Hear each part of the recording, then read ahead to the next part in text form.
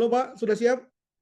Jadi kepada teman-teman dari Pak Intelkam, kami harapkan tadi merespons beberapa sinyalemen yang tadi diungkapkan juga oleh Pak Bamsud dan juga oleh Pak Nanan tentang regulasi yang katanya sudah ketinggalan zaman, demikian juga pendataannya juga belum maksimal, ya dengan kata lain pengawasannya belum baik, dan saya pikir Andalah yang paling tepat untuk menjawabnya. Kepada Pak Karo, dipersilakan Pak Karo, silakan. Baik, terima kasih, Prof. Bismillahirrahmanirrahim. Assalamualaikum warahmatullahi wabarakatuh. Selamat malam, salam sejahtera untuk kita semua. Salam presisi yang kami hormati, kami banggakan Pak Moderator, Profesor Adrianus, ini dosen kami di PTIK dulu. Yang kami hormati Bapak Dekan FISIP UI, Profesor Semiarto Aji. Yang kami hormati narasumber, orang tua kami, guru kami, Pak Nanan. Yang kami hormati rekan-rekan dari DPD Periksa. Yang kami hormati teman-teman Perbakin yang ikut hadir di webinar ini. Serta para peserta webinar, Bapak Ibu sekalian yang tidak dapat kami sebutkan satu persatu. Terima kasih atas kesempatan yang diberikan. Ini satu momen yang baik, sekaligus juga kesempatan bagi kami untuk bisa menyampaikan hal-hal yang update terkait dengan senjata api ini. Mungkin kami sifatnya hanya ingin menambahkan beberapa hal yang sudah disampaikan oleh para senior kami, baik tadi oleh Pak Bamsud, kemudian oleh Pak Nanan, ya, terutama tentang bagaimana pengawasan terhadap senjata api ini. Sebagaimana yang sudah disampaikan kepada kami di awal, bahwa kami diminta untuk menjelaskan tentang mekanisme perizinan dan pengawasan senjata api.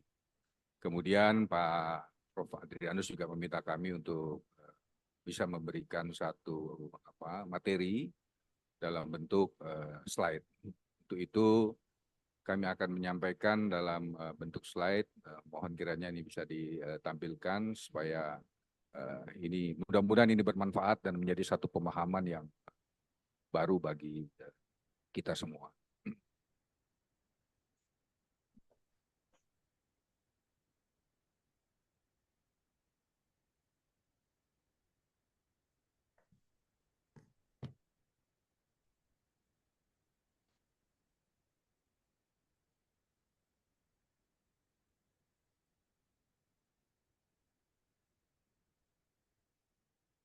Baik, Bapak Ibu sekalian yang kami hormati, kami akan menyampaikan beberapa hal yang sifatnya informasi yang perlu kita ketahui bersama tentang senjata api ini.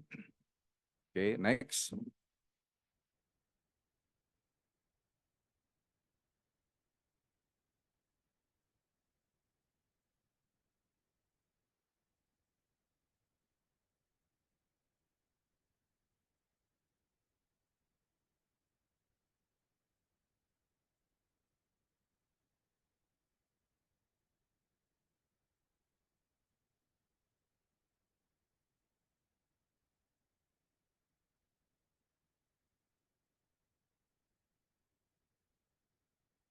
Ya. Sebagai pendahuluan tentunya kami ingin memberikan pengantar apa yang dimaksud senjata api non-organik Polri dan TNI, sehingga senjata ini dapat dimiliki oleh perorangan maupun instansi sebagaimana diatur oleh undang-undang. Peruntukan senjata api non-organik Polri dan TNI ini diklasifikasikan ada 3 peruntukan. Yang pertama, peruntukannya itulah untuk bela diri. Kemudian yang kedua untuk olahraga, dan yang ketiga peruntukan untuk Satpam, Polsus, PPNS, dan Satpol PP, sebagaimana tadi yang sudah disampaikan oleh Pak Nana. Sehingga kepemilikan senjata api dari 3 peruntukan ini tentu harus kita awasi, diamankan, dikendalikan dari mulai proses pemasukan, perizinan, pengadaan, pengangkutan, penyimpanan, penggunaan, bahkan sampai dengan pemusnahannya. Saat ini Bapak Ibu sekalian sudah terbit peraturan Polri yang terbaru, yaitu peraturan Polri nomor 1 tahun 2022 tentang pengawasan senjata api. Ada beberapa pasal yang perlu diketahui oleh khalayak, oleh masyarakat, terutama di pasal 81 dan pasal 82. Pasal 81 di Perpol tersebut ini mengatur tentang persyaratan bagaimana senjata api non-organik ini bisa dimiliki untuk kepentingan bela diri. Kemudian pasal 82-nya ayat 2 terutama itu yang menyatakan bahwa bagaimana senpi bela diri ini untuk melindungi diri sendiri. Ini juga diatur di dalam ayat 2 ini seperti tadi Pak Bambang Susatyo menyampaikan bahwa sebagaimana yang diatur dalam pasal 82 ayat 2, senjata api non-organik Polri atau TNI ini digunakan untuk melindungi diri sendiri dari ancaman pihak luar yang dapat membahayakan keselamatan jiwa, harta benda, dan kehormatannya. Menjadi salah apabila senjata api yang dimiliki oleh orang tersebut pada saat digunakan untuk membela diri ternyata tidak bisa dipertanggungjawabkan dari kelengkapan administrasi maupun perizinannya. Apalagi kalau senjata yang dimiliki senjata ilegal alias bodong. Ini akan menjadi masalah baru bagi si pemilik senjata api ini. Sekalipun pada saat terjadi sesuatu hal yang bersangkutan ini untuk membela dirinya. Ini sebagai pengantar awal yang perlu kami sampaikan. Next.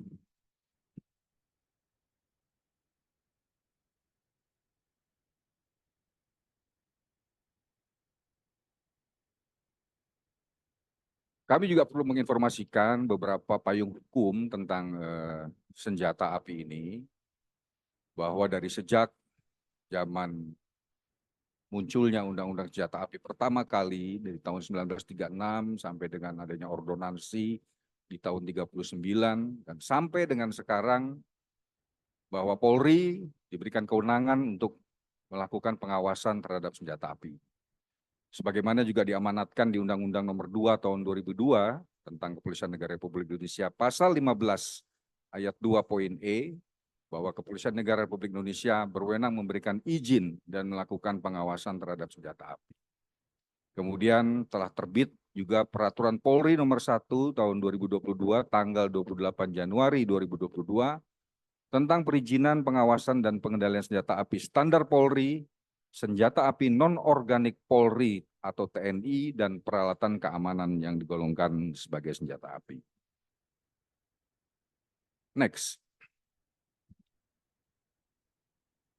Bapak Ibu hadirin yang saya hormati, sebagaimana diatur di dalam Perpol nomor 1 tahun 2022 bahwa aturan terkait kepemilikan senjata api ini mengikuti perkembangan situasi dan selalu update tentang apa-apa saja yang harus dipersiapkan oleh para pemohon. Antara lain, misalnya yang pertama syarat kepemilikan. Dalam Perpol menetapkan persyaratan ketat, baik itu individu, institusi yang ingin memiliki senjata api. Senjata api bela diri, minimal seorang individu berusia 24 tahun, memiliki jabatan tertentu, sehat jasmani, serta lolos tes psikologi. Demikian juga dalam hal pengaturan dan penggunaan. Di situ juga diatur bahwa mengatur situasi dan tempat penggunaan senjata api serta larangannya, lalu pemilik wajib menandatangani surat pernyataan bermaterai berisi kesanggupan memperpanjang izin, tidak menyalahgunakan atau memindah tangankan senjata, serta patuh pada kebijakan penggudangan, pelarangan, berakibat sanksi hukum dan penyitaan senjatanya.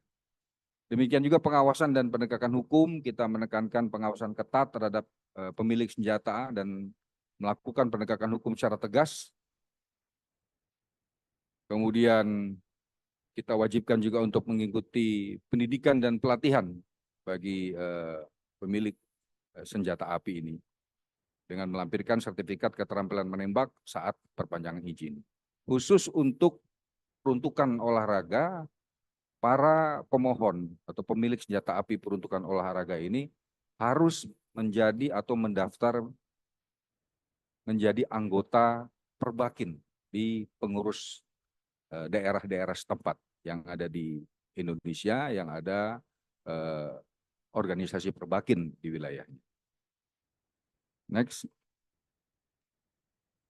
Sedikit kami gambarkan tentang mekanisme perizinan senjata api bela diri. Ini kira-kira alurnya Bapak Ibu sekalian, dari mulai pemohon melakukan pengajuan, apa-apa saja yang harus dilengkapi. Ini sangat ketat. Kami meng-screening di sini dari kelengkapan identitas, termasuk kami juga mempersyaratkan untuk membuat SKCK, surat keterangan catatan kepolisian. Kemudian setelah seluruh persyaratan ini lengkap dipenuhi oleh pemohon, kemudian diajukan ke Polda, kemudian Polda melakukan pendalaman terhadap persyaratan-persyaratan yang sudah dipenuhi oleh pemohon. Termasuk juga surat keterangan sehat. Surat keterangan sehat ini wajib dikeluarkan oleh dokter kepolisian, bukan dari dokter, mohon maaf, dari dokter umum, dari dokter yang di luar kepolisian. Jadi hanya dari dokter kepolisian, yaitu yang bisa diperoleh di rumah sakit Polri yang ada di wilayah. Lalu setelah Polda atau kepolisian daerah menyatakan bahwa pemohon ini layak sesuai dengan persyaratan administrasi yang diajukan, kemudian Polda akan memberikan rekomendasi kepada Mabes Polri, dalam hal ini kami, Baintelkam Polri, untuk menerbitkan izin. Apa saja itu? Yang pertama adalah penerbitan surat izin kepemilikan senjata api bela diri, kemudian kartu izin penggunaan senjata api, buku pas yang masa berlakunya ini 5 tahun, dan biaya PNBP. Jadi ini ada PNBP-nya untuk masuk di dalam kas negara. Next. Kemudian untuk peruntukan senjata api olahraga, hampir sama Bapak Ibu sekalian, persyaratan, alurnya, kemudian bagaimana kami men-screening juga dengan sangat ketat. Alurnya dari mulai Polda setelah melakukan pendalaman dan Mabes Polri, dalam hal ini Baintelkam Polri, menerbitkan izin senjata api. Next. Nah, ini juga yang perlu kami informasikan untuk perizinan terhadap senjata api untuk peruntukan Satpam, Polsus, kemudian PPNS, dan Satpol PP. Salah satu yang membedakan adalah adanya SKCK dari penanggung jawab yang ditunjuk dari instansi tersebut untuk mengajukan permohonan kepemilikan senjata api khusus untuk Satpam maupun Polsus. Alur perizinannya ini sama, dikeluarkan rekomendasi, diterbitkan rekomendasi dari Polda, kemudian Mabes Polri, dalam hal ini Baintelkam Polri, melakukan atau mengeluarkan penerbitan izinnya. Next. Beberapa kendala atau ada kendala di dalam penerapan Perpol ini, terutama dalam hal penegakan hukum, pelanggaran yang berkaitan dengan senjata api. Evaluasi kami memang belum banyak masyarakat yang memahami tentang contoh misalnya aturan-aturan yang baru. Sehingga ini menyebabkan ketidakpatuhan. Sebagaimana yang tadi disampaikan oleh Pak Nanan, contoh misalnya. PB Perbakin bertanggung jawab menggudangkan senjata olahraga di luar kepentingan olahraga. Jadi memang wajib digudangkan apabila pemohon ini memiliki senjata api non-organik Polri dan atau TNI untuk peruntukan olahraga. Kemudian contoh-contoh lain, senjata untuk peruntukan Polsus, Satpam, ini wajib dan harus digunakan kepentingannya hanya untuk tugas. Di luar tugas, ini wajib untuk disimpan di dalam gudang. Jadi tidak boleh keluar dari gudang, apalagi dibawa ada padanya, melekat pada badannya, selain dalam hal tugas di institusi tersebut. Next. Kemudian ada pertanyaan, apakah polisi menerapkan pasal terkait akibat digunakannya senjata dan bukan tentang senjata itu sendiri? Bapak Ibu sekalian, dalam penegakan hukum penyalahgunaan senjata api, Polri menerapkan beberapa pasal terkait penggunaan, bukan hanya pemilikan. Hal-hal yang menjadi perhatian kita misalnya dalam kasus tindak pidana, jika menyebabkan luka atau kematian, maka kita akan menerapkan pasal-pasal di KUHP maupun undang-undang terkait lainnya. Dalam hal pelanggaran keamanan, kita menerapkan sebagaimana yang diatur dalam KUHP maupun undang-undang lainnya, dan untuk penyalahgunaan senjata itu sendiri, kita akan gunakan payung hukum, pasal tentang penyalahgunaan senjata api sebagaimana diatur dalam Undang-Undang Nomor 12 Darurat tahun 1951. Ini pertanyaan yang bisa kami jawab, apakah polisi menerapkan pasal-pasal, apakah hanya untuk senjata itu sendiri atau akibat dari senjata itu digunakan. Next. Kemudian juga muncul pertanyaan, apakah senjata replika airsoft gun sudah diregulasi? Sudah, Bapak Ibu sekalian, sebagaimana diatur dalam Perpol nomor 1, pasal 102 ayat 1. Peralatan keamanan yang digolongkan senjata api dapat berupa poin E, senjata replika, paling sedikit meliputi airsoft gun dan paintball. Lalu dalam Perpol nomor 1 juga mengatur tentang dari mulai izin impor, izin kepemilikan, izin dan regulasi penggunaan airsoft gun itu sendiri. Kemudian untuk kegiatan yang menggunakan airsoft gun, ini juga diatur pada Perbakin sebagai bagian dari cabang olahraga di mana terbagi dalam beberapa bagian antara lain tembak reaksi, kemudian AA, IPC, IC, dan forming. Next. Ada juga pertanyaan bagaimana pengawasan senjata api yang beredar di masyarakat. Saat ini Baintelkam Polri telah mengembangkan aplikasi Senpi namanya.